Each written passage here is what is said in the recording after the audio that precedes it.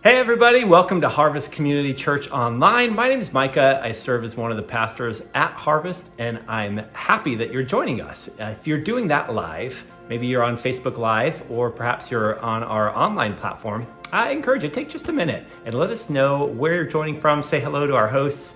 We'd love to be able to say hi to you, and let me encourage you, if you're new here, this is the first time you've joined us, we'd really love to know that you did that. I encourage everybody, if you can do this, maybe from your phone, to open up what we call The Weekly. It's a simple website at weekly.harvestflorida.org, and on that is a list to any of the information that you're going to reference in the service, but particularly for you people that are new. If you're joining us for the first time, right at the top of The Weekly, there's a button you can click. We'd love to be able to know that you're here and give you a gift. So click on that. Let us know that you joined us today. In a little bit, we're going to be starting a new teaching series with Pastor Lee that I'm excited about. I hope that you are as well. We really think it's going to be impactful for you.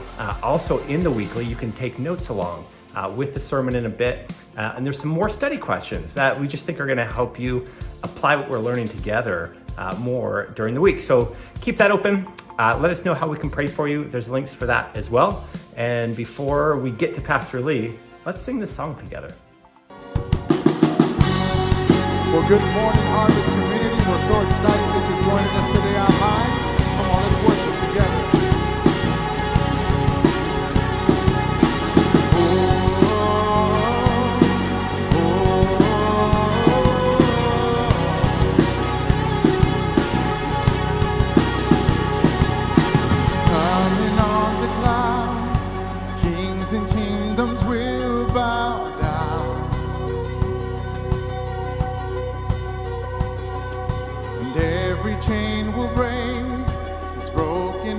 Declare his praise.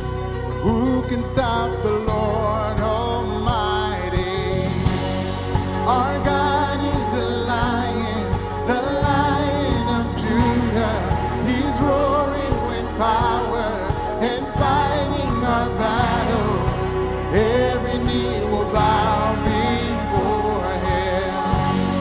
Our God is the Lamb that was slain for the sins of the world. His blood breaks the chains. Every knee will bow before the Lion and the Lamb. Every knee will bow before him. Oh,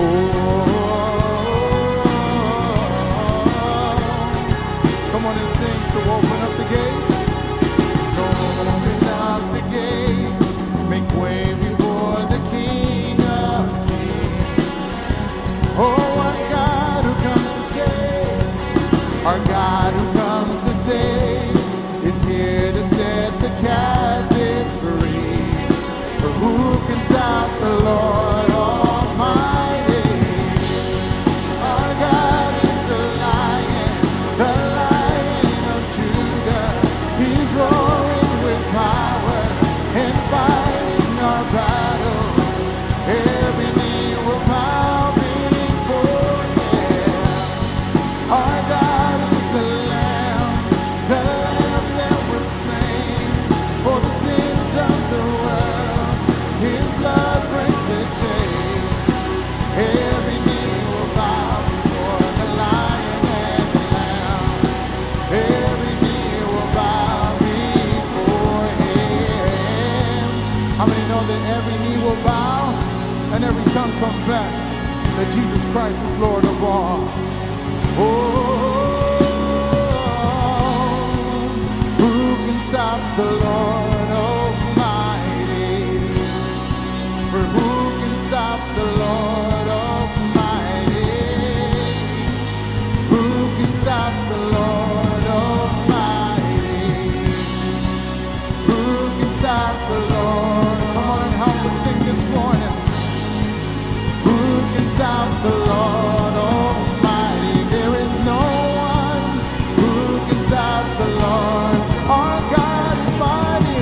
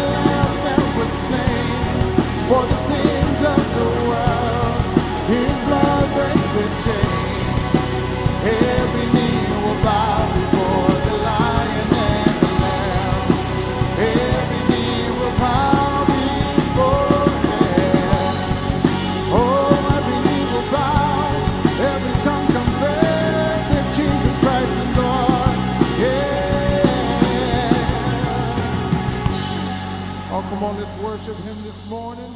He alone deserves our glory.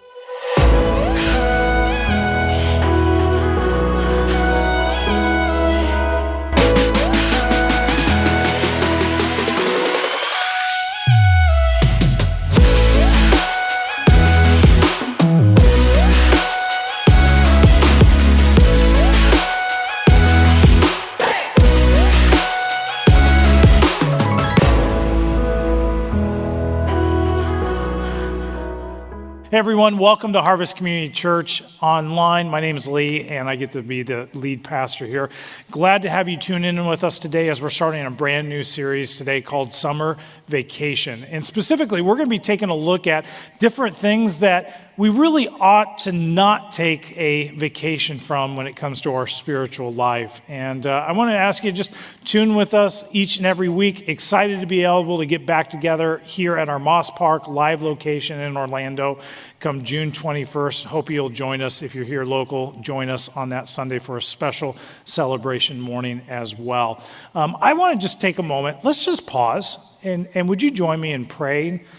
Praying for our leaders, praying for our country, praying for the church in our community right now. Would you join me? God, we thank you for who you are. And Lord, even in the moments of our world that seem to be spiraling out of control at different times, we can just take great encouragement and find great joy in knowing that you still hold everything in your hand perfectly. Nothing surprises you. Nothing is out of your control. God, give us wisdom and discernment on how to bridge the gap, how to move forward as a church, as people of faith, to be a light in our community during this time, I pray. In your mighty name, amen. How many of you have vacation plans that have been changed because of the pandemic in our world? Just put your hands up in the comment bar below if that happens to be you. Or maybe you've been forced to create alternative plans to what you originally had planned. Maybe, rebook that cruise or decide to just make it a beach summer instead of traveling somewhere. I guess that's part of the benefits of living here in Florida. Now, today we're kicking off a brand new series called Summer Vacation. And even if you can't take that fun vacation and escape a little of our reality, we're at least going to talk about it this summer. Now, vacations can be a lot of fun, especially fun when somebody else pays for it, right? But vacations look different now that we have 3 kids in our family, especially those road trips. It's like as soon as you get out of the city, the kids decide to have WrestleMania 5000 in the back seat. And I have to admit, I'm glad I'm a parent that owns an iPad. I mean, those things have literally saved people, and I'll just kind of leave it like that. I enjoy the benefits of technology. There are so many practical ways it assists us on a day-to-day basis. So it's only appropriate for me to start this very important message then with a classic line from a classic movie, Napoleon Dynamite, where Kip, at the end of the movie, sings to LaFonda, his soulmate. He simply says, "We met in a chat room. Now our love can fully bloom. Sure, the World Wide Web is great, but you make me salivate. Yes, I love technology, but not as much as you see. I still love technology, always and forever." I mean, that's love, right? But I have to ask, how many of us can relate? Because I know I love technology. I love its benefits. And yes, there is a love-hate relationship with tech. But I think we all love some of the benefits it brings to our daily lives. Yep. I hate how much I can become a slave to it. I can easily allow these type of things to own my life. It's kind of like money where, technology can be a great servant, at the same time a horrible master. As a result, tech, social media have a way of kind of ruining even our vacations. I mean, how many times have you taken a vacation and you come home from vacation and you feel like I need a vacation just to recover from the vacation? I mean, why is that? It's because we've overpacked the time while we are away, or we never actually maybe allowed ourselves to unplug. Well, let me first start by just taking us to these powerful words written by Paul to Christians in the city of Corinth. See, the Corinthians as a whole, they were in all types of sorts of perverted and sinful actions. And Paul is trying to explain this idea of freedom, the freedom that we have because of Jesus in our lives. But just because I have freedom doesn't mean that I need to take advantage of all my freedoms. And he writes this in 1 Corinthians. It says, all things are lawful for me. In other words, I may have a lot of freedom to do a lot of things. But then he goes, but all things, they're not helpful. But he says, all things are lawful for me. And then he again writes it another way. He says, but I will not be dominated by anything. In other words, I don't want everything out there, even all my freedoms, the things that I may have permission to do. I don't want to be dominated by anything in my life. I don't want to allow them to become my master. I might have the right to do anything, but I don't want to be dominated by anything. I really believe that this verse is such an important reminder to all of us and how we engage our relationships with Jesus and the world. As a Christian, the power of Jesus in me, it should be bigger and stronger than anything else in my life. I don't want to be dominated or mastered by any type of addiction to food or anything else. I don't want to be dominated by what other people think of me. I don't want my past to dominate my future. I don't want tech or social media to dominate my day. And yet, if I'm honest, and this is probably true for you too, I allow so many of these things, and even in other things, to dominate my present. You know you have a problem if you can't walk past a donut on the work table. Or every time you hear a ding on your phone, you gotta drop everything because you need to pull out that phone and look at the phone. And it happens all the time. In fact, there's actually a new phobia that doctors are now dealing with to help people. And it's a very serious problem. It's called nomophobia. And I'm not joking. It's nomophobia. And nomo implies exactly kind of what you think it might be. It's the fear of not being connected through a mobile device. Nomophobia. Studies actually show that about 66% of people have extreme anxiety if they lose their connection, if their batteries fail or if their phone isn't with them. In fact, for those that are between ages 18 and 24, the number actually jumps to about 76% of all people. Over 3 in 4 in that age group have a massive fear and anxiety of not being able to connect online. This is real. And here's the problem of what happens for so many of us. Are you ready? We have an ability to shut it down. So week number 1 of our summer vacation is simply this truth, that just because you're on vacation doesn't mean you take a vacation from rest. See, this whole series during the summer, we're going to be talking about things that we tend to maybe want to take a vacation from during our vacation. And as a result, we get to the end of the summer, or we get to the end of our period away, and we find ourselves with some type of spiritual slump taking place. And I don't want that to happen to any of you. For so many people, the default is, well, there's nothing going on right now. I'm not thinking of anything meaningful. I must be doing something wrong, right? I'm not making a difference in this world. I've got nothing to do, so what do? You pick up the phone, or we overschedule our day. We find ways to start wasting time, looking at whatever. And that's become our default for so many of us. And what happens is, I believe, our minds are not shutting down. See, we're constantly distracted, and sometimes we purposely distract ourselves. We don't want to work for long stretches with great productivity because something dings or beeps, and then it breaks our concentration, and we find ourselves with our RPMs just redlining constantly. We're overwhelmed. We don't know why. We can become short with our children or our spouse. We don't know why. Spiritually, we feel exhausted. And again, we can't find a reason to it. We're longing for something more, and yet we keep going back to the very thing. And we're not finding it there. Most everyone in our culture today would acknowledge, yeah, I could use a little bit more rest. I'm looking for peace. I'd go as far to argue that our souls actually need rest. Our souls need to disconnect from the constant bombardment of ding, ding, ding, ding, ding, ding. And we need to find peace. Signs you might be in trouble in this area of your life if you see your passions just fading, or you don't feel the highs and lows anymore. Little things make you overly emotional. Everyone or everything seems to drain you. If you're becoming more cynical, you find it hard to have clarity of thought, or your productivity is dropping, or maybe you're looking to self-medicate. I mean, the list honestly can go on and on and on. But if any of those things happen to be true, I guess this is an area you're wrestling with. See, peace only truly comes in the presence of the God who created us to know him. Let me say that again. Peace only truly comes in our lives in the presence of the God who created us to know him, to walk with him, to grow in our relationship with him on an ongoing basis. And he wants us to know him more than we know our phone or our calendar. I believe that God has special rest waiting for all of us, found in Jesus.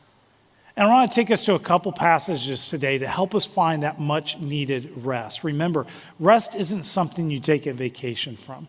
So I'm going to begin reading in Hebrews chapter 4. I'm going to start reading in verse 9. And I want you to go ahead and follow along with me, would you? He writes there, he says, so then there remains a Sabbath rest for the people of God. Let me just pause here.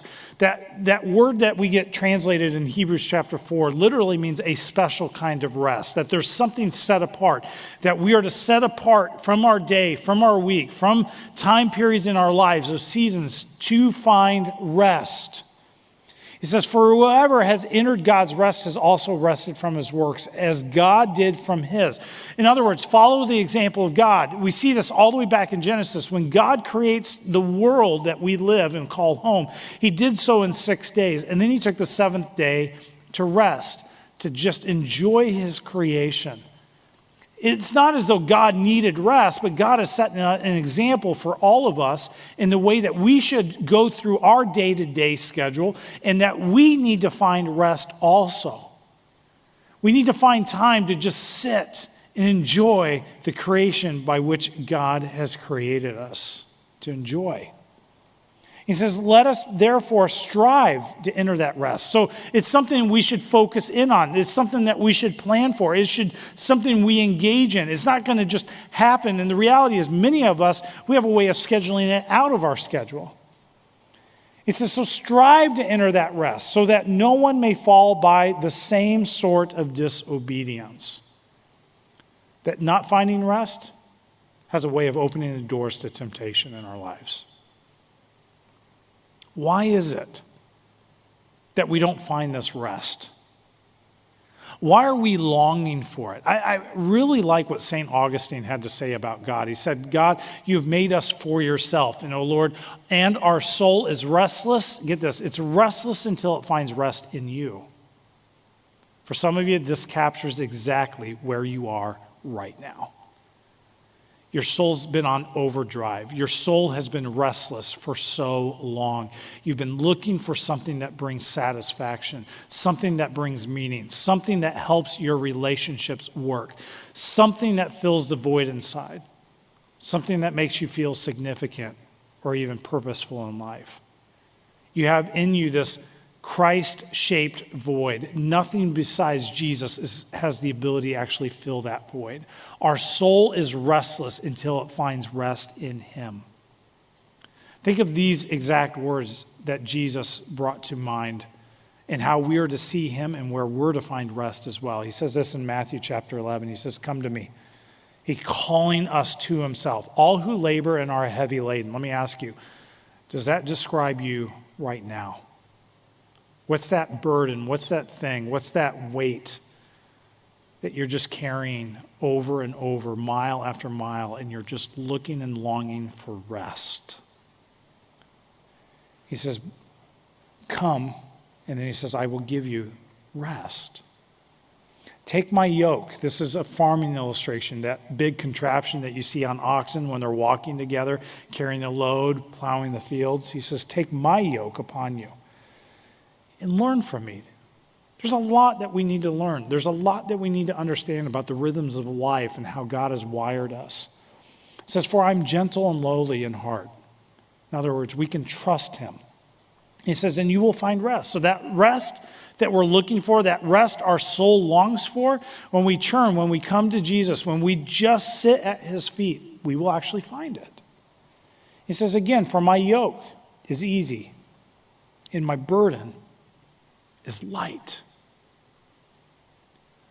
So how do you find rest? How do you make sure you're not running through life just taking a vacation from rest? Let me give you just two thoughts today. First thought is simply this: be still. Be still. Come to Jesus. Sit at his feet. Listen and be still. Things always have a way of seeming bigger and scarier at night right before bed. It's true in my kids' life. It's true in my life. It just shows up in different ways. You know why? It's usually not the darkness. It's honestly because we're tired. We've been spinning ideas in our mind day in and day out, hour by hour. Maybe we opened an email before we went to bed. Maybe we're thinking about this person, what they're going to do or what they're going to say. And as a result, our minds never actually shut down and we can't really enjoy our rest. I'm going to encourage you to learn the discipline of being still. Learn to disconnect and be still in the presence of God. Psalm 46:10 says, be still and literally know that I am God. God calling us to this. See, God created the Sabbath, or a day a week, where we need to dial it back, be still in his presence. The Sabbath is actually a way of remembering and expressing the truth that God is our creator and he's our deliverer. See, it reminds us that we are actually dependent on him for all that we have in the world. He is the one who delivers us. He's the one that takes us out of the arms, the capture of our enemies. He is the one that created us to work, but the Sabbath is the thing that reminds us that it is our work isn't the thing that saves us. Or our work isn't the thing that we should depend upon. All things are from him, and we need to be careful of thinking that we made it. Those things didn't come by our own making. Yes, we rest to take a break from our labors and to take time to refocus and to literally reorientate our lives around God, who has it all under control. The reason so many people don't rest is they feel it is a burden to rest. In other words, we feel guilty if we dial it back. We feel guilty if I'm not doing something. And this is so true for us as Americans. In part, I think we feel like we already have too much leisure, and so we don't feel the need for rest, or we don't want to take a Sabbath day a week. But I think, if I'm honest, that's just a poor excuse. I think more appropriate is the fact that many people never really enjoy what God intended us to enjoy in our rest or on the Sabbath. You know what that is? It's himself. If we're honest, many of us, we really enjoy sports, which I'm kind of missing in this season, and my guess is you may be too. But we really enjoy our sports, TV, books, magazines, social media, hobbies, being outdoors, video games, far more than we enjoy direct interaction with God, interacting with him through his word and through worship. As a result, more people are focused on what the world can offer instead of finding an enjoyment with God. No wonder our souls can't find rest. See, we were never meant to carry that kind of burden ourselves. Be still. Let me encourage you, let me challenge you to start with just taking 5 minutes a day. 5 minutes a day where you just sit and you're still. 5 minutes a day where you're not watching TV. You're not looking at your phone. 5 minutes of just enjoying the presence of God. Create the discipline of not being dominated all the time. Take time to contemplate the goodness of God. See God for being God. Believe it or not, God can handle the universe for 5 minutes without you. Just be still. If that's something you're willing to try, if you're willing to accept that challenge, just give us a thumbs up in the comments bar if you're willing to try that out this week. But let's commit as a people, let's commit as a community, let's commit as a church to find time to be still this week. The second thing that I want to challenge us is this. It's just simply have a game plan. Have a game plan. Have a way, a strategy in which you're going to approach. But it's more than just having a game plan. You don't want to just put a game plan on a piece of paper. You don't put a game plan on the board and not actually work the game plan. My favorite sports quote, Mike Tyson, everybody has a game plan until you get punched in the mouth, right? So true when it comes to this area of our lives as well. The problem of the season that we are in right now, between COVID, the killing of George Floyd, and so many other things, is that the moment we slow down our pace, we often only have our pain to focus on. Pain is selfish, and it has a way of always demanding our attention. I mean, this is why we need to have a game plan and work the game plan when it comes to rest. So I'm going to encourage you to actually have two plans. You need a defensive strategy and you need an offensive strategy. Every winning team has a good defense and they have a good offense, and I want you to win. Let's live our lives not being dominated by anything, especially those things that aren't God-honoring and godly. So the defensive side.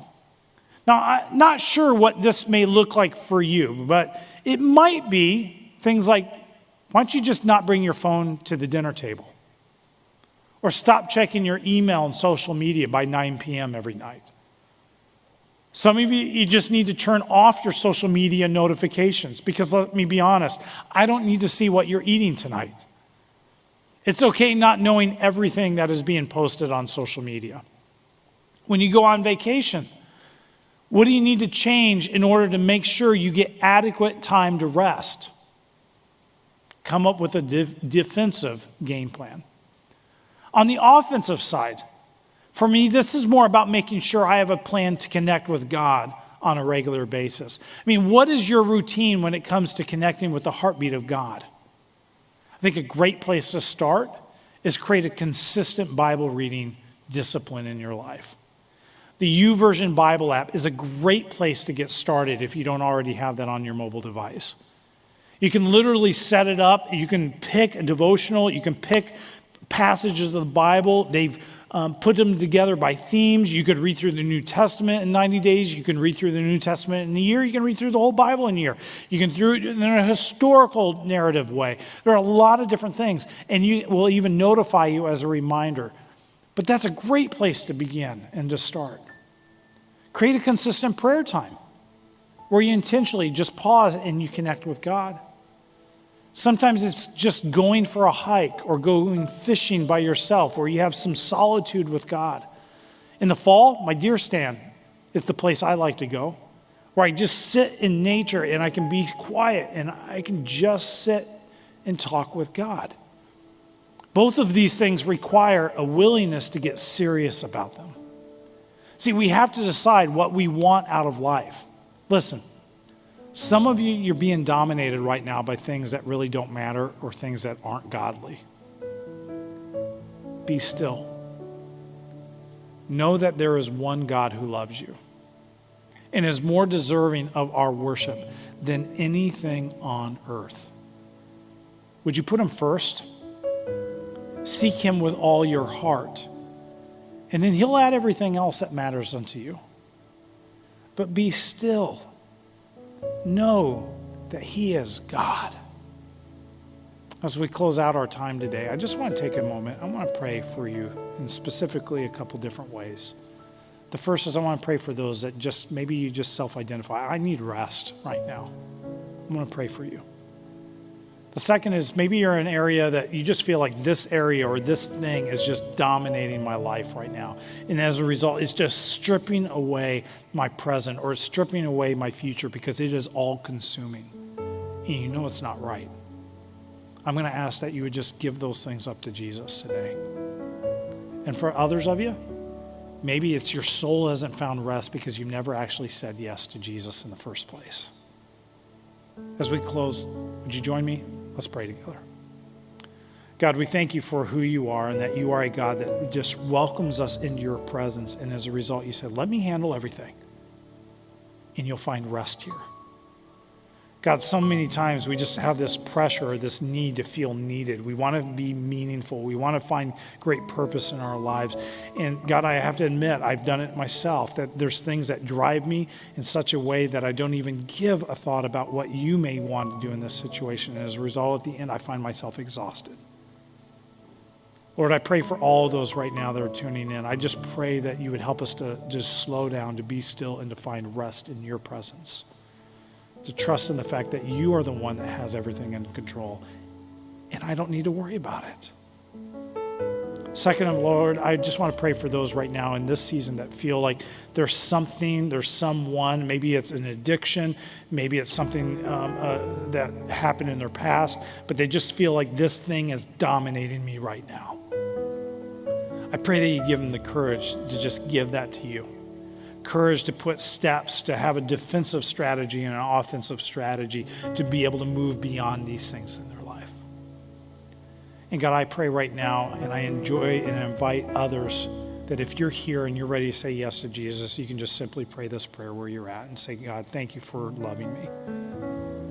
Thank you for welcoming me into your presence, but into a relationship with you as well. Jesus, thank you for coming and dying for me. Forgive me of my sins. Come into my life and take over. Today, in the best way I know how, I'm choosing to say yes to you. Yes to following you. Yes to your leadership. And so, God, guide me from this day forward, I pray. In your name, amen. I just want to invite you, if there's something more that we can do for you as a church, we'd love to be able to engage you. I'm going to invite you to even jump in the prayer room. Join us on the We Care page. You can go to the weekly. Let us know if there's something practically that we can do for you in this season, even if it's just simply pray with you. And second of all, if you just happen to say yes today for the very first time to Jesus, I couldn't be more proud of you. We'd love to be able to join and link arms with you in this journey, answer any questions that you have. And you'll see in the comment bar just a link. You can just click on that link, and we'd love to be able to connect with you as well. Love you all. Keep the faith. Persevere, be still, and find rest in God. Who can stop the Lord Almighty? For who can stop the Lord Almighty? Who can stop the Lord Almighty? Who can stop the Lord? Come on and help us sing this morning. Stop the Lord Almighty. There is no one who can stop the Lord. Our God is mighty in battle. Who can stop the Lord Almighty? Who can stop the Lord? Come on, let's clap. Oh, our God is a lion. The Lion of Judah, he's roaring with power and fighting our battles. Every knee will bow before him. Our God is the Lamb that was slain for the sins of the world. His blood breaks the chains. Every knee will bow before the Lion and the Lamb. Every knee will bow before him. Oh, every knee will bow. Every tongue confess that Jesus Christ is Lord. Yeah. Once again, so glad that you joined us at Harvest Online. We're excited to get you all out of your house and back together. We're hoping then planning for June 21st. That's Father's Day morning. Our service times will go back to their normal times, same as live online, but in person as well, 9:30 and 11 a.m. We'll continue with what's happening online on Facebook and our online platform. We'll be adding in-person services. And so here's the deal. Stay tuned on June 10th.